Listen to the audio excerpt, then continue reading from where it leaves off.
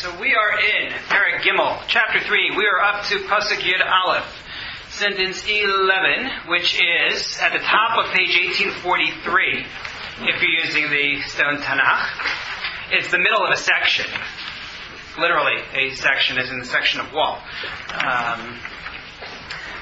Remember that we're describing the breakdown of who built which parts of the walls of Yerushalayim under Nechemiah's guidance.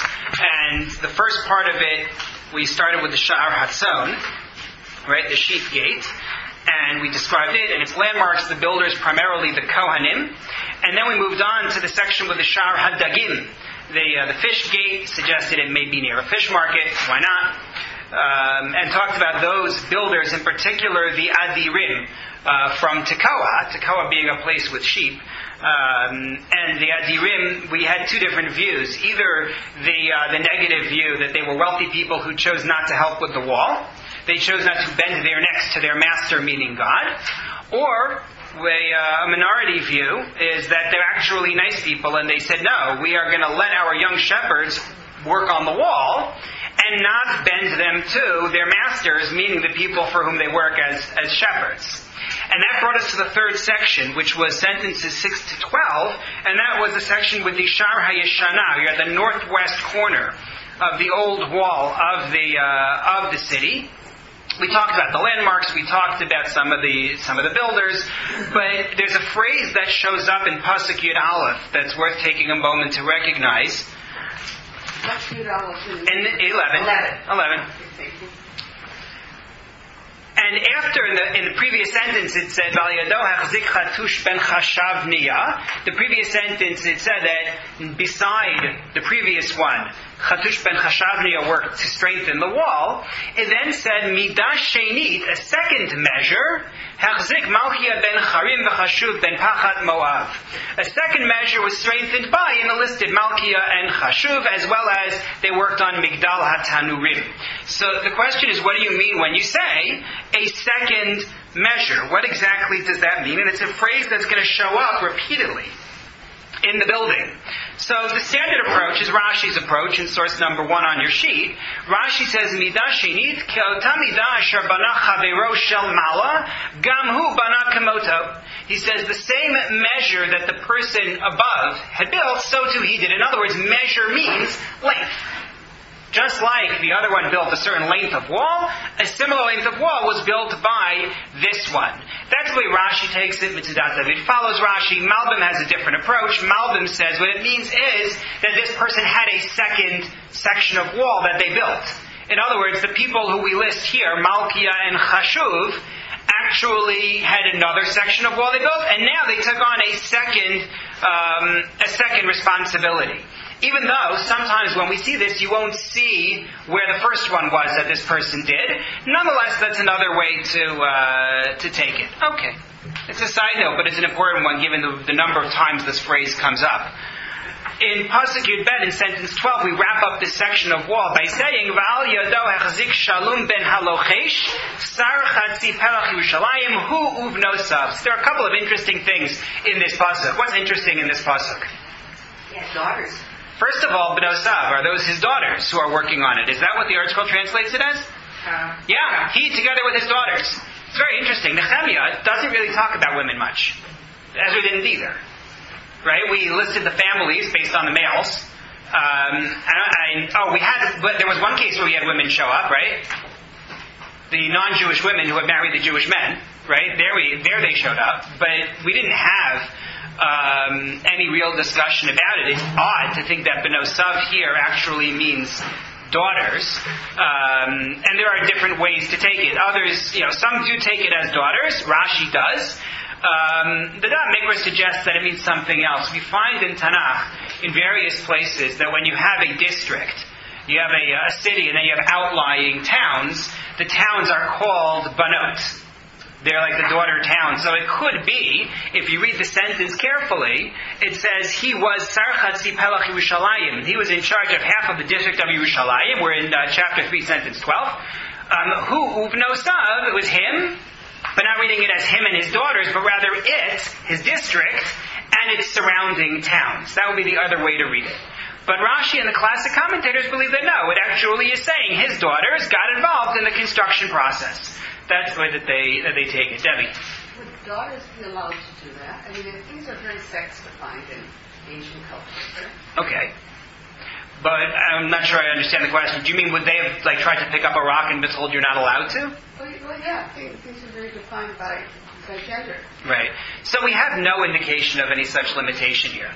It's true there are areas where practices are very gender specific, right? The Kohanim do the work in the Beis Hamikdash, and the Kohanot, so to speak, do not. But in this case, I know of no reason why they would not be eligible. The only question is, this is manual labor. Yeah. This is manual labor. All of a sudden, we have this gender. Right, maybe these were just the really smart ones, and they figured out how to use levers and stuff like that, and therefore they were able to do it, and the men are all watching them as the men are lifting the stones. This seems very odd. Or they were just really strong. So how do the reinforced is referred to several times? Right. So I think I mentioned last time that there's a different. We find two verbs, right? There's bana and hechzik. That's what you're catching, right? Bana is to build, and lachzik is to strengthen. And so some places in the wall were just completely in ruins, and you needed to build it from scratch. And other places, hechzik, it was simply a matter of repairing things in different sections and strengthening it. Maybe you attach a bolt or something like that, as opposed to having to put in new stone and all that. So the temple was not raised completely. Well, this is not the temple at all. This is the wall around. This is the wall around Yerushalayim. Yeah. Correct. R-A-Z-E-D. Correct. But it's the wall around. But does that answer your questions? Yeah. Yeah, I think you're right. And here maybe that makes it easier for them to do if it's hechzik. When you go into 13, you'll see they actually say built. Correct. The other thing that's odd here is just a name or not a name, depending on how you take it. Shalom ben Halochesh. That's a very odd, it's not the first odd name. Here I see in the Art Scroll, they render it as Halochesh. That's actually a name. The Hey is part of the name. And that's Malbim's approach. Ibn Ezra disagrees. He thinks it's a description. Lochesh is like a chanter or something. So Halochesh, the one who chants, effectively. Okay. An interesting note. Let's move on to the construction, though. And there's more to see before this wall is built.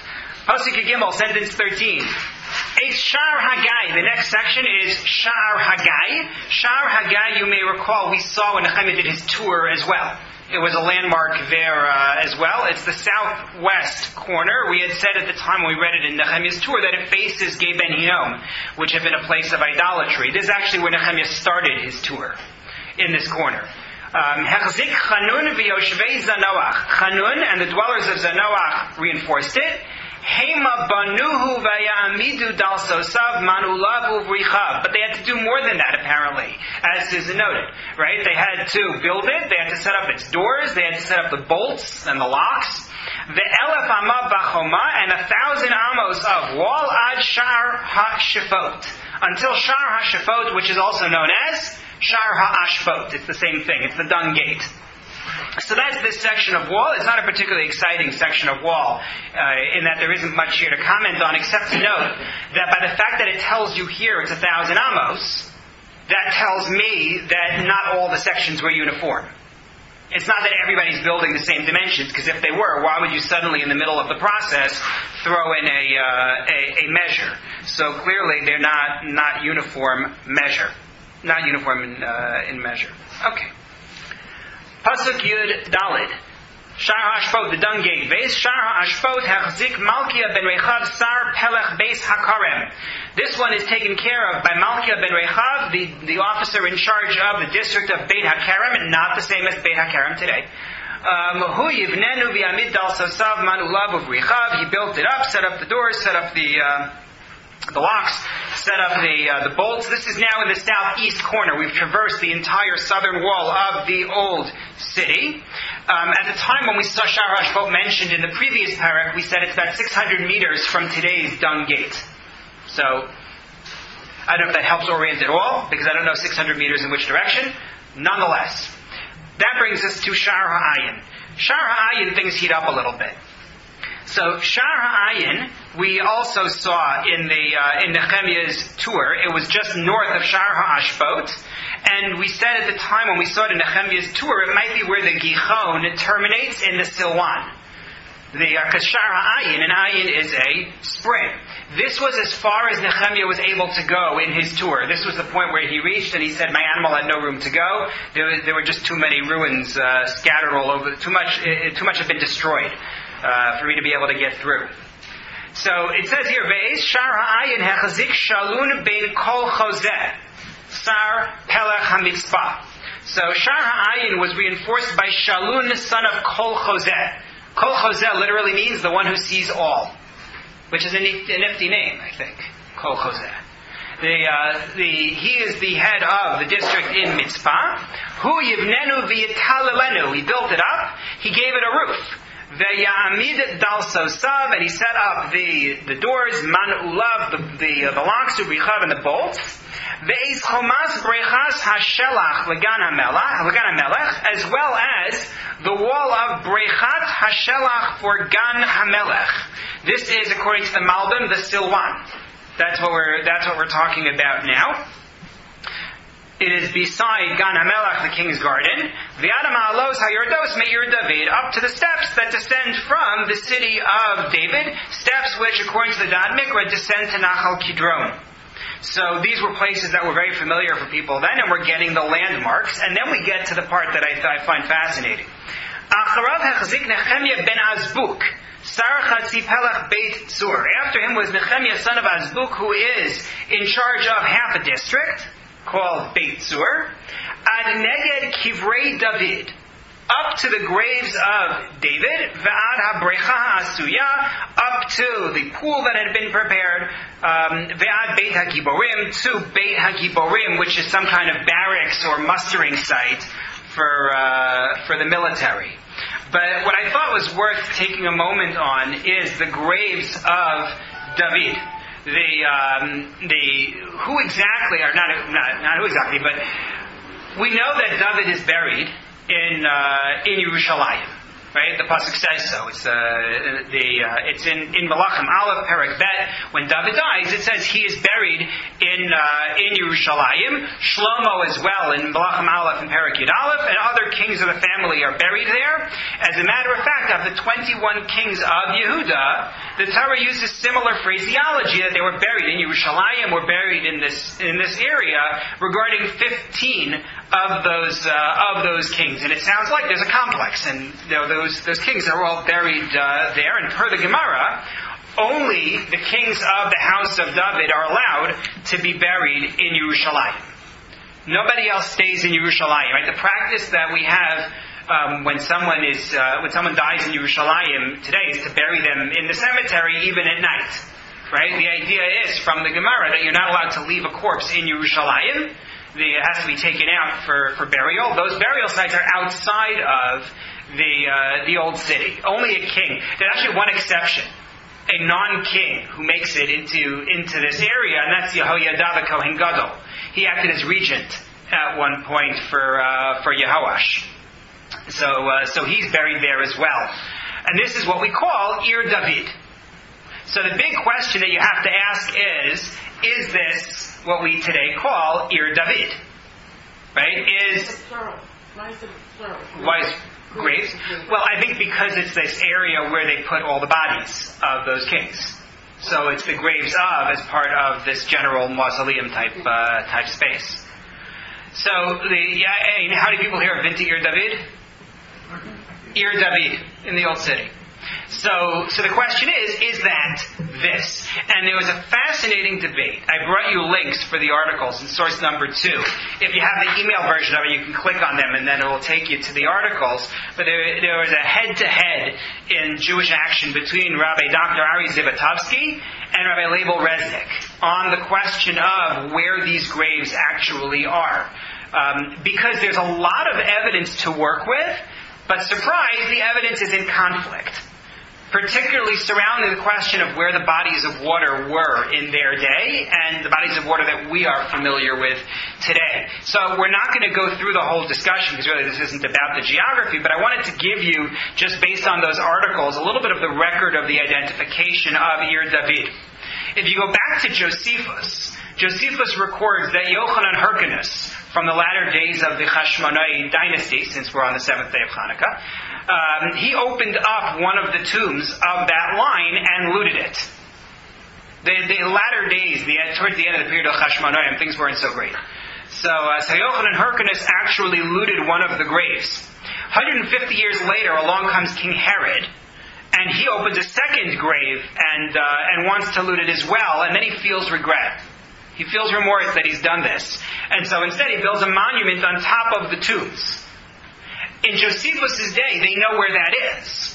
Josephus is, remember, first to second century Common Era, right? Josephus is a Jewish general who's taken by the Romans or surrenders to the Romans. Depends how you read his story. But the bottom line is that they believe at that point that they know where these graves are. Fast forward to the 12th century and Binyamin of Tudela. Right? Binyamin of Tudela was a traveler who recorded stories of his travels all over. And he relates that during his stay in Yerushalayim, he heard a fantastic story regarding the rediscovery of the tomb. You probably heard some version of this story. At some point I heard it, I think in summer camp. It was like a ghost story. Two Jewish workers employed by the Christian patriarch of Jerusalem to reconstruct a damaged monument on Har Zion, on Mount Zion, accidentally happen on a secret passage, and they find themselves as they go down the passage, and you've heard the story? They find themselves in a palace made of marble columns, and within the palace there's a table. And on the table there's a golden scepter and a golden crown, and there's gold everywhere. And so the workers decide this must be King David's tomb. At which point they're struck down by a fierce wind, and they hear voices that tell them to get out, which they do. 3 days later, they're sick in bed, and they can't be persuaded to return to the site. So sometime between the 1st or 2nd century and the 12th century, they've lost track of where this is. Otherwise, you don't get a story like this, clearly. But it was believed at that time that Har Zion is the site where Ir David was. In the 15th century, Jews actually tried to buy Har Zion from the Franciscans, from the Franciscan monks. They didn't get to, and the reason they didn't get to is because the Muslims made a better offer, which was not financial. The Muslims took it away from the Franciscans, and it was then under their control, and they permitted Jews to visit every year for Shavuos. Why Shavuos? David's yahrzeit. Right, that's supposed to be the yahrzeit of King David. So they would allow Jews to visit on Shavuot. In the middle of the 19th century, the Turks are at this point in control. So the city engineer of Jerusalem reports finding a labyrinth of caves directly underneath the believed site of King David's tomb on Har Zion. And that leads to the modern identification of Har Zion as the spot there. There was an Egyptologist named Raymond Weil who went searching for the tomb in 1913 and tried to find it. I don't think he was successful. Which is odd, because it's not a large area. It's not like Har Zion, Mount Zion, is so large that you shouldn't be able to find it, but I don't think he was successful. So there's a lot of discussion about this question of where exactly Kivrei David are. If we ever have a class on that separately, I have a map with different sites and explanations for the different views, but I would recommend taking a look at these two articles. If you have a head for geography, you'll enjoy it. If you don't like geography, then just skip it. Just skip it. It'll give you a headache. So, this section here includes the graves of the family of the Davidic line. And Acharav, Pasuk Yud Zayin, 17, still in this section. Acharav hachziku haLeviyim, after him were Leviyim, Rechum ben Bani, al yado hachazik Chashavia sarcha tzifelach Ke'ilah lefilko, and after that Chashavia, who's in charge of half of a district called Ke'ilah, takes the area near his plach, near his district. And again, like I said last week, this really gives the lie to the idea that Zakheim had suggested that the Kohanim were given the first area in order to recognize their standing. Because we find all of these governors all along who are building later sections. I think the reason the Kohanim were in the beginning is because they were near the Beis HaMikdash, near the temple. In any case, Pasuk Yuches, then their brothers took over, or their friends, depending on how you take the word ach. Right, we talked about it with Hanani. They are Bavai ben Chenadad Sarchatzi Pelach Ki'ilah. Another of the local mayors. And then Pasuk Yutes, Vaychazek al Yado, Ezer ben Yeshua Sar HaMitzpah Midah Shenit. Ezer ben Yeshua takes a second measure, either matching the previous one that was done here, or alternatively, his own second try at the wall. Mineged alos haneshek hamiktsawa, where they would bring in ammunition, next to the space that they had as an armory. Acharav, and after him, Pasuk Chaf, Hechera, Hechazik Baruch ben Zakai, Midah Shenit. Baruch ben Zakai takes a second portion. Min HaMiksawa ad Pesach Beis El Yashiv HaKohen HaGadol. From the corner to the entrance of the house of El Yashiv the Kohen Gadol, who of course we have mentioned before. Okay. One note on this Hechera. How do they translate Hechera, that verb in this sentence? What do they do?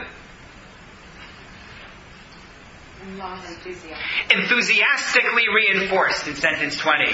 Enthusiastically reinforced. If you take a look at source number 4, and come back to number 3, but if you take a look at source number 4, Ibn Ezra says, Hechera like Hechera apo, like Charon af. He was angry, al atzmo, at himself, al ikuv hamlachar, for the delay of the work, and so he energetically went to build this up, set himself to work.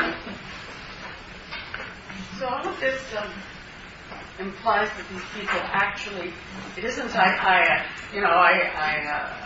wrote a check. I contribute $100,000 for the repair of this, and I contribute $150,000. Right. But these people actually did the work themselves. Yes, it sounds like it isn't like in Shul you say, Right. No, it sounds like these are actually the workers themselves. Doesn't that seem? Given that these are high-efficient people with lots of money, doesn't that seem unlikely? Or just the opposite. That's what it's trying to say. In other words, these people, despite the fact that they were high officials, they went and did this. They didn't just contract for it. Correct. We do have the question, which I raised last time, of how much money they actually need to spend, because the wood's all been provided by the government, right, and the stone is just sitting there. These are people high esteem in the community. You really think that they could leave their work for 2-3 months, 2-3 years, whatever this is taking? Right. I'm not sure. Correct. And actually, physically. Well, I think that's the point that was being made last week with the people of Tekoa, right? I think that was the point. They're Adirim, right? And they didn't want to do this. If you take that, that read, they said, well, we're busy people, we're important people, we don't want to do it, which means that all the other people are specifically going ahead and doing it, even though it's not, not what you would think of as befitting their dignity. Why would they stress enthusiastic? So it must have struck everybody there, like the way that he did it. I mean, some take the word hechera just to mean, he went ahead and did it. Malbim actually thinks hechera is a name. He reads hechera as a name instead of reading it as any description of activity. But Ibn Ezra and Metzudat David follows him, take the view that no, it's trying to describe a little bit of the emotion of the moment as well. This is not just a dry list, although it sure sounds like one. But there's actually something going on here. We're describing people, and these people didn't want to get involved, and these people were energetic about getting involved, and he's trying to tell a story along the way. Rashi takes it as charot. Right.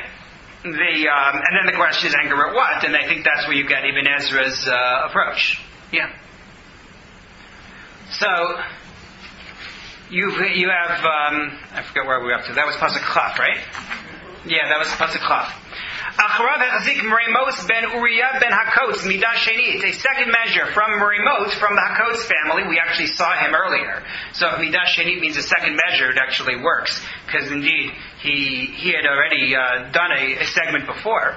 Mipesach Beis El Yashiv, Tachlis Beis El Yashiv, from the entrance to the El Yashiv house to the end of the El Yashiv house. V'acharav echziku HaKohanim Anshe HaKikar, then the Kohanim, they are there as well. The people who lived by the Yarden. Kikar is usually the shore of the Jordan. Acharav echzik Binyamin v'chashuv neged Beisam, then Binyamin and Chashuv opposite their house. Acharav echzik Azariah ben Masaya ben Ananya etzel Beiso, Azariah by his house. Acharav echzik Binui ben Chenadad midah shenit, and then Binui ben Chenadad, a second measure, Beis Azariah ad mikzoah v'yad pina, from the house of Azariah to the mikzoah to the pina. So here I'm going to take a minute because finding rich things to comment on is really hard when you get a parak like this. But there's something here that, especially with today being Rosh Chodesh, is worth noting. There's a pasuk that we say, it's from Tehillim, we recite it as part of Hallel. Which pasuk do I mean? Right. Even masu abonim haytala rosh pina. What does that mean? Yeah? The stone that had been rejected by the builders, haytala rosh pina, became what? The head of the what? The head of the corner? What does that mean? See, when I read that, I always assume, I didn't actually look in the art scroll to see, but I always assume it means the cornerstone. Right? That's the point. There was a stone that the builders thought wasn't worth using, and in fact it became the cornerstone. The Gemara has a whole drasha on that pasuk and that section in Tehillim, and it's about David HaMelech. And David was rejected, and look, he became the cornerstone. How do they translate it in here? Take a look at Tehillim Kuf Yud Ches. It's worth taking a second because of what the Da'at Mikra is going to do. It's Tehillim 118, I believe. So you want page 1541, is it? Yeah. It's Tehillim 118 and sentence 22, and they call it the cornerstone.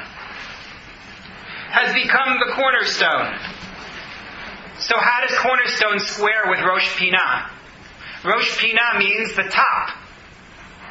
The cornerstone is at the bottom. Right? So what are you doing? So here, I found this Da'at Mikra comment in a footnote, and it was just too funny not to comment on. Take a look at source number 3. Professor Mordechai Torczyner explains, he's bothered by something else. He's not bothered by our pasuk. He's bothered by the fact that it said, from the mikzoah to the pinah. And a mikzoah is a corner. So what do you mean, from the corner to the corner? What in the world are you talking about? He says, Rabim savru sheyesh kan kefel lashon. Many have thought that there's some kind of redundancy here. V'ta'usam hi, their mistake is, shehem choshvim shaharaz pinah hirak keren zavit. He says it's because they think that pinah means keren zavit, corner. Karashumba milonim, because they look in their dictionaries, and that's what they find. You look at the word pinah, and it says corner. But anyone who actually looks at Tanakh, will see that's not the original definition of the word pinah. Ela makom muram, the bold is his. Miyeser hamakomos, it's a place that is elevated above other places. Umikan rosh pinah, and then he gives you other uses. In other words, the word pinah does not mean corner. The word pinah is a height. Specifically, it's an elevated area, which it often will be in the corner, right? But that's the way to read that pasuk in Hallel. Even masu abonim, the stone they had all rejected, is not the cornerstone. It's actually the highest stone. It's elevated, which makes a lot of sense. So I like that. I like the Zerkavo's point. I like the fact that he gets angry at everybody in saying it. The little passion is good in language. And he has another example of it from Tzefania to support the idea. Malbim says it as well. That's what this means here. Okay, back to building. Pasuk Chavei, sentence 25. Palal ben Uzai. There's a name. Palal ben Uzai, mineged hamikzawa, is opposite the corner. V'hamigdal hayotze mi beis hamelech ha'elyon, and the tower that emerged from the house of the king, the upper house of the king, meaning it wasn't in line with the wall, it actually pushed outward. Asher lachatzar hamatara, by the yard of the guard. Acharav, and after him, Pedaiah ben Parosh. Pedaiah, son of Parosh. Parosh is somebody we've seen before. And then you get this very odd pasuk. V'hanesinim, pasuk Chavav, sentence 26. V'hanesinim hayu yoshvim ba'ofel, ad neged shar hamayim lamizrach v'hamigdal hayotzei. We are now starting the next section, the shar hamayim section. The netinim dwelled in the Ophel. Up to the shar hamayim, the water gate in the east, and the tower extending from there. And just to finish the section, and after them were the Tekoim, the people of Tekoa, the shepherds, who we saw earlier. Midash Shenit, a second measure. Mineged Amigdal HaGadol HaYotzei, opposite the big tower that emerges. Ve'ad Chomat HaOphel, to the wall of the Ophel. What was it about Chavav, about 26, that should have grabbed our attention? We're almost done with the wall. We're in the middle of the old Eastern Wall. But what's odd here? It's like it's a parentheses almost.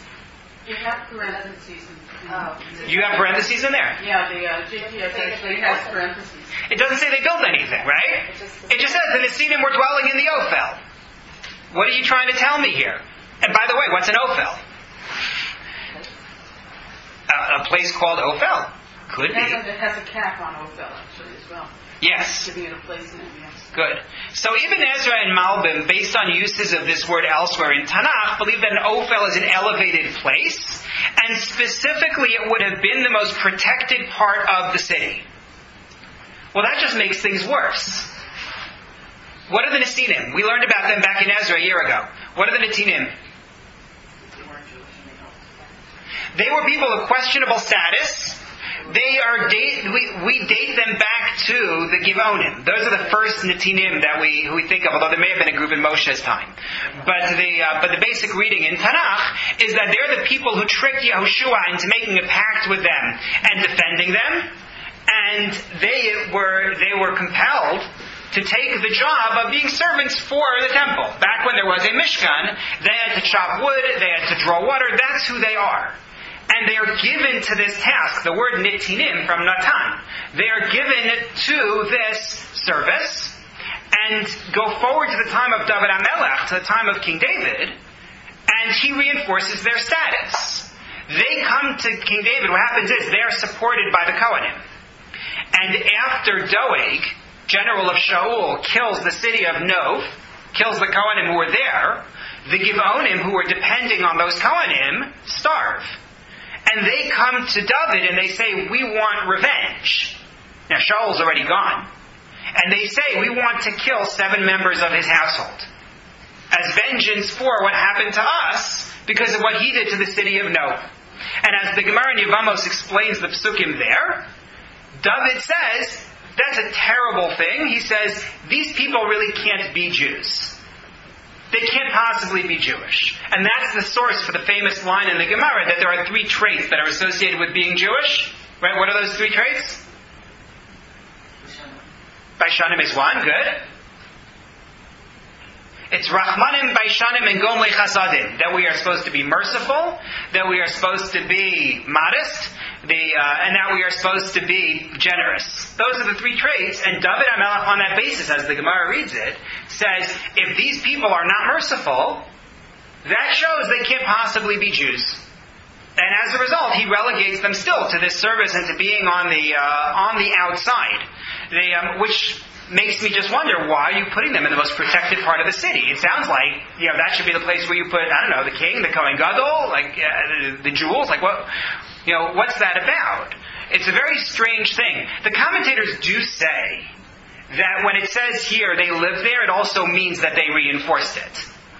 It's not just that they live there. There is reinforcement, but still they do live here. And that's going to be seen again in the 11th parak. In Nechemiah, it's going to say they live there.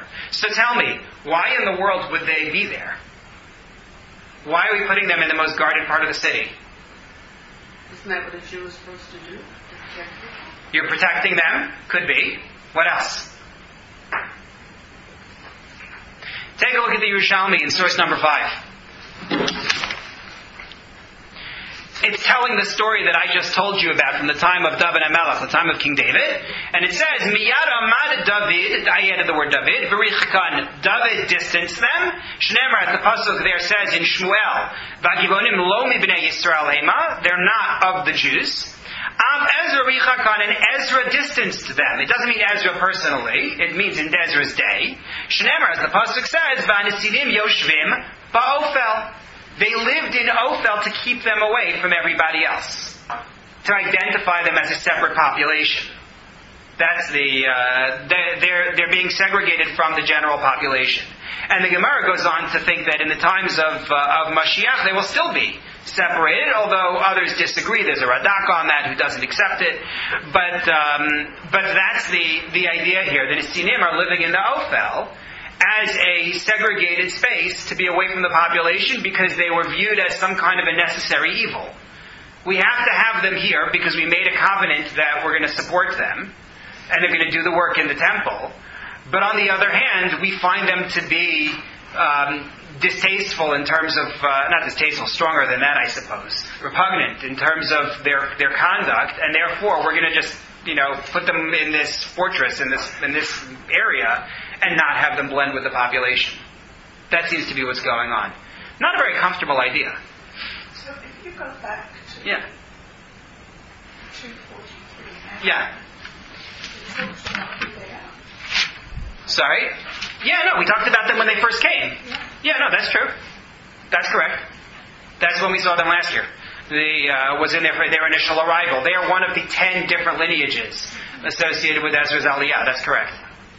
Keep your friends closer, enemies closer? They're not characterized as enemies. See, I was wondering about that, whether there might be a fear of them also. Yeah, but it says all of the Midianite and the children of Solomon's slaves. That's a separate group. Yeah, but isn't that part of the same group? No, the Nesinim and Solomon's slaves are actually different. Oh, okay. Yeah. So that's the meaning of the Netinim being in the Ophel, in this area, this elevated space that was considered protected. That's where they live. And on the one hand, they are protected, and on the other hand, they are isolated. The other piece that's interesting here is the Sha'ar Hamayim, right? The water gate. The water gate that we're talking about here is not a gate of the Beis of Yerushalayim, of the city wall. It's a gate of the Beis Hamikdash. It's a gate from the temple. If you take a look on your sheet, there are two different etymologies for this name, the water gate. One is the Mishnah in Shkalim, which tells us, V'lama nikra shmo Sha'ar Hamayim, why was it called the water gate? Shabo machnisin slocha shel mayim shel nisuch b'chag. They would bring the water through it to pour on the altar on Sukkot, meaning Simchas Beis HaShoeva. When you poured water on the Mizbeach, there was a special gate, and that was where you brought the water.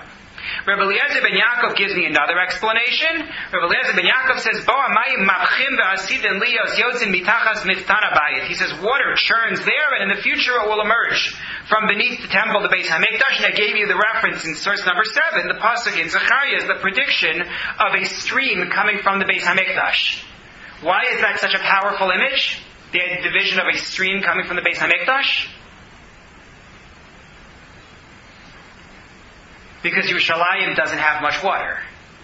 That was always its big vulnerability. You could lay siege to Yerushalayim and basically do whatever you wanted, because they didn't have, you have the Shiloach. Congratulations, that's basically what you have. So the result of that is that you'd be vulnerable. And the image of water emerging in the future could be as simple as that. It's self-sufficiency. It also is an image of blessing from God. It's also water as compared to Torah. We have all sorts of other layers to the way we view water.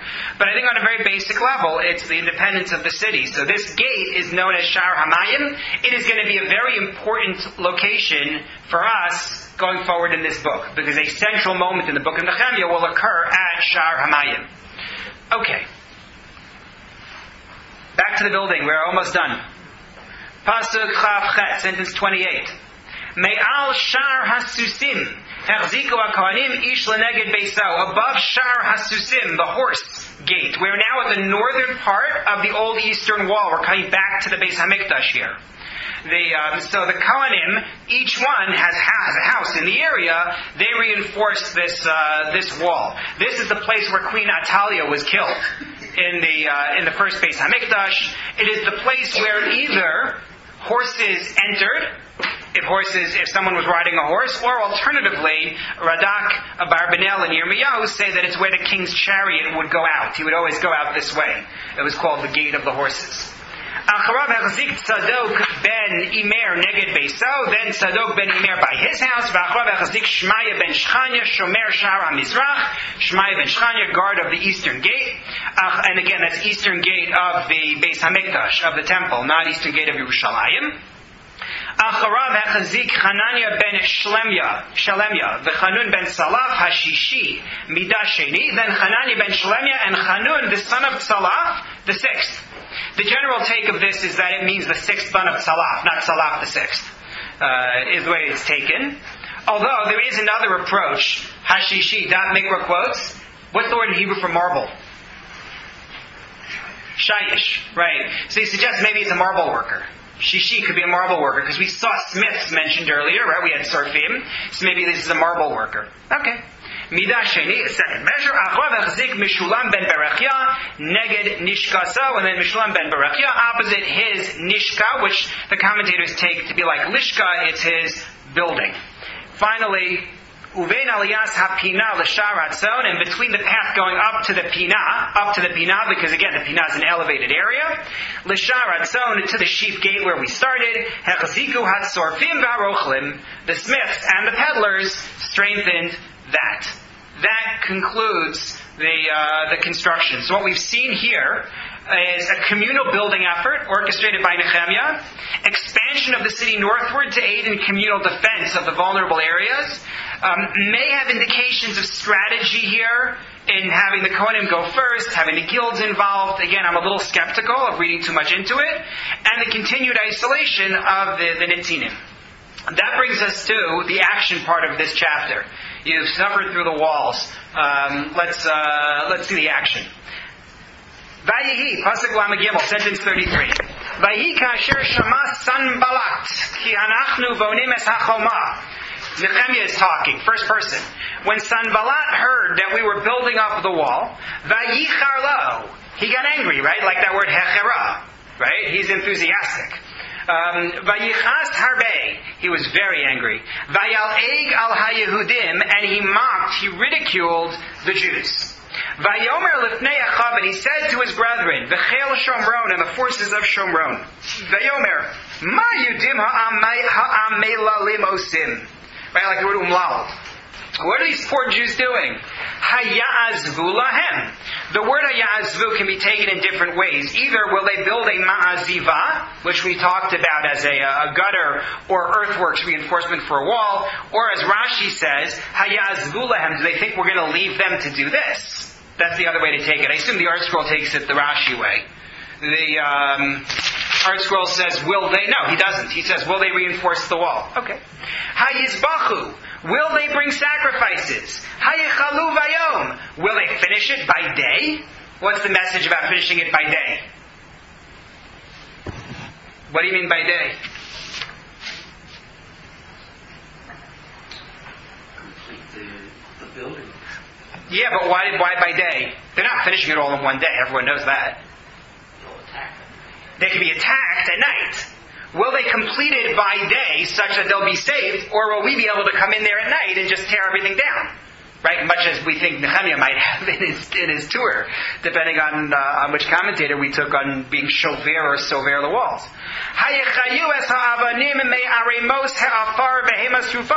Can they rejuvenate these stones from the piles of dirt? These stones are burnt. What are they going to do? That's the mockery, the ridicule, and from Sanballat. And then V'Tovia ha'amoni etzlo, Tovia, his ally, right? Next to him, Vayomer said, Gam asher heim bonim, im yaleh shu'alu faratz chomas avnehem. Even the stuff they are building, a fox could come up and break through the wall that they've built. What kind of a wall is that?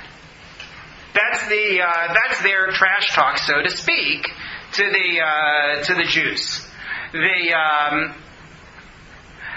What's this about? What is the... I have a few questions, right? The first question I have is that the best you can do? Right? Insults? You're Sanballat. You're the governor of Samaria.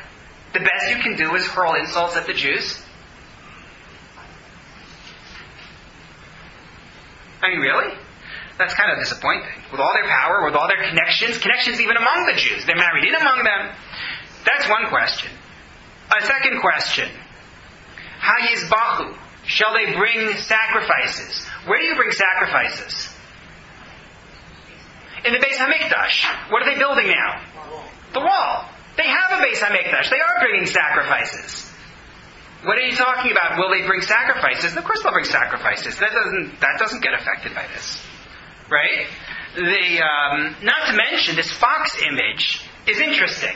What does it remind you of? Rabbi Akiva's story. The legend? The Rabbi Akiva story. But the Rabbi Akiva story comes from a pasuk. Right? Eicha, chapter 5, sentence 18. Page 1727. You got it.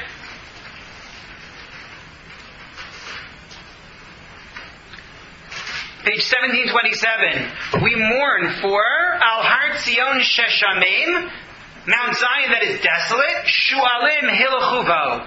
Foxes are made to walk there. They walk there, they prowl there, different explanations. Halchu versus Hilchu. The point is, why is this Tovia Ha'amoni saying something that's so similar to what we have in Eicha by Yirmiyahu? Is there a connection between what he is saying and what Eicha says? So a couple of notes. Take a look at source number 9, first of all, from the Zakheim commentary, who explains what he thinks Sanballat is doing. His problem, Sanballat's problem, however, was that Nechemiah was a royal official who was ostensibly on a mission from the king. For that reason, he could not openly take up arms against Nechemiah. Instead, Sanballat initially resorted to a form of psychological warfare. In other words, the answer is yes, that's all he can do. He doesn't have other options. However, he goes further. Flip the page. Sanballat delivered this address to his followers, the force being a body of irregular troops, within earshot of the Jewish workers, in order both to intimidate them and to arouse doubts about the likelihood that the wall could be completed in a timely fashion. In other words, this isn't Sanballat hanging out in his barracks or whatever, saying things to people. This isn't Sanballat whispering something to the Jews, because if you look back at the pasuk, you look back at the verses itself, in sentence 34 it said he said this to his brothers. Brothers, again, friends, allies, whatever, and the forces of Shomron. So what Zakheim envisions is that this is actually a rally right beside the Jews who are building. And that's how Nechemiah knows what's going on and is able to record it, right? This isn't Nevuah, this isn't prophecy. Nechemiah's standing there. And Sanballat has all of his forces from the Samaria arrayed before the Jews who are struggling to build. And the way that Zakheim paints it, he views it as being like one of these one of these protests that would go on today. Right near a construction site, right near a building site, we're going to hold a big rally and chant against these Jews to try to dishearten them, to make them believe that it can't be done. That's the idea. And I think what he's saying makes a lot of sense, given one key word in the Hebrew. It said in sentence 35, when it mentioned Tovia Ha'amoni, right? It said Tovia Ha'amoni was where? Etzlo. In other words, Etzlo means standing next to him. This is a scene. He's standing there. He's beside him, and they're doing this in order to discourage the Jews from their process of building. That's what's going on. In terms of the line about bringing offerings, bringing karbanot, so look on your sheet at source number 10. Ibn Ezra says, "Hayakrivu zevach chanukas habayis." Will they bring the offering for the dedication of the house? He doesn't mean the house, the Beis HaMikdash, that's already done. But it's dedication of everything they've built. there's going to be in chapter 12 a dedication of this new wall. That's what it means. Will they bring their sacrifices to dedicate the new wall? So he is trying to dishearten them. He can't do anything more because Nechemiah has the cards. Nechemiah has license from the king to do this. What are you going to do? You're going to fight with him. As it happens, he will. But we won't see it today. It'll be in the next parak. So that's what he's trying to do to the Jews. And the image of the foxes is either because, yes, they are familiar with Yirmiyahu's line in Eicha. This lamentation would have been popular. Or alternatively, this was just a popular image in their day, which both Yirmiyahu and Tobiah tap into, the image of foxes running around in a ruin. It also shows up in Yechezkel at one point. It's not strange. So it could be they're just tapping into a popular image. Let's finish the chapter. We have only a couple of lines to go. Pasuk Lamed Vav, sentence 36. Shema Elokeinu, ki hayinu vuzah. Who's speaking now? Nechemiah. He turns to God. This is his third prayer, fourth prayer that we've seen from him. He turns to God and he says, "Hear, God, ki hayinu vuzah. We have been in disgrace. We have been disgraced, really. V'hashem cherpasam el rosham. Return their shame upon their heads. Usneim levizah be'eretz shivya. Turn them into spoils in the land of captivity. V'al techas al avonam. Do not cover up their guilt. V'chatasam milfanecha al timacheh. Do not wipe away their sins from before you. Don't forgive it. Because they have angered the builders. That's his tefillah. Now, he's not done.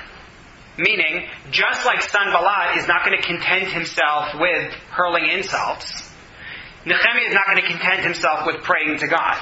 What's going to happen in the next chapter is that Sanballat is going to up the ante by trying to actually attack the builders, and Nechemiah is going to set up guard shifts to forestall the attack. So neither of them are stopping with what they're doing here. Vanivnes hachoma, but as the parak concludes, we built the wall. Vatikasher kol hachoma ad chetzia. The wall was united, tied together, right, up to the halfway point.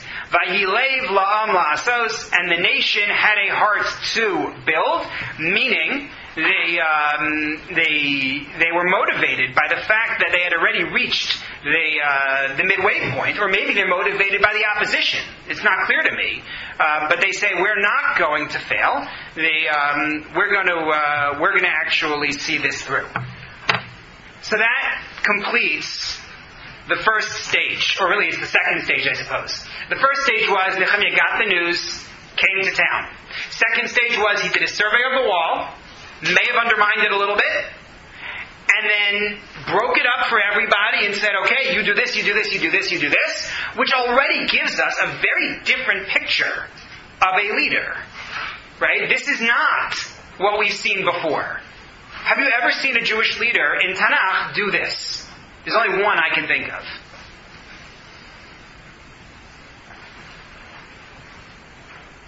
Yes, do what? To give out, to see through the execution of the idea on a practical level. In other words, like Moshe doesn't build the Mishkan, right? Bezalel does the building of the Mishkan. Moshe gets the message from God and tells everybody how it's done, and then Bezalel is going to be the one who's actually going to see it through. That's sort of the normal model that we're familiar with. This is like Yosef to me. This is Yosef. You know, not only there is a famine coming, do something, but here's what we should do. Let's divide up the land. We'll do it this way. The priests will get this. Those who have land to trade for food, so we're going to take their land. It's a very practical step. It's certainly not what Ezra would do. Right? Ezra, when he had a problem, made a big demonstration that there's something wrong, cried out to God, sat on the floor, tore his clothing, put ash on his head, fasted, and then Shechaniah ben Yechiel came and said, okay, we need a meeting, let's get everybody together, and Ezra said, great idea. But Nechemiah is much more the Yosef model, in that he is going to do the tour, see what needs to be done, hand it out, record who's doing what, right? It's all in record form. And not to the extent of not being a religious leader, because this is, like I said, the third or fourth time he's recorded a tefillah here, but he's also very hands-on as an administrator. Now what we'll see in the next parak will really drive that home, because you'll see his response to the physical threat posed by Sanballat. So we are going to be off for the next 2 Tuesdays, and then we resume, God willing, in January when the action heats up. Thank you in particular for putting up with the wall part. I think it's important not to skip over sections in Tanakh. I hope that was also meaningful. Yes, Ralph. Is the wall that we're talking about here in any way similar to the one we're familiar with? So no. Right, so this is a very important point. Ralph asked a really important question. The walls of Yerushalayim, the walls of the old city of today, are not these walls. There was a gentleman by the name of Herod, who we mentioned earlier. He liked to build things. And as I understand it, the line of walls that we have for the old city is not necessarily even his walls anymore. It could have been, since then through the Crusades that there was. But I think the line of walls that we have follows his walls. That's my understanding, although I haven't looked into it that carefully. Yeah. Thank you very much. Chodesh Tov. Yes.